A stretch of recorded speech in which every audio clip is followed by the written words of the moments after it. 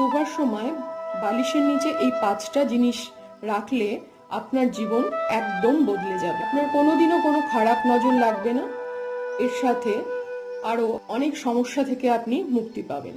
যেমন প্রথমত বলি, বালিশের নিচে 5টা লং রেখে দিন এবং ঘুমন, এতে যে কোনো নজর দোষ সেতে চলে যাবে।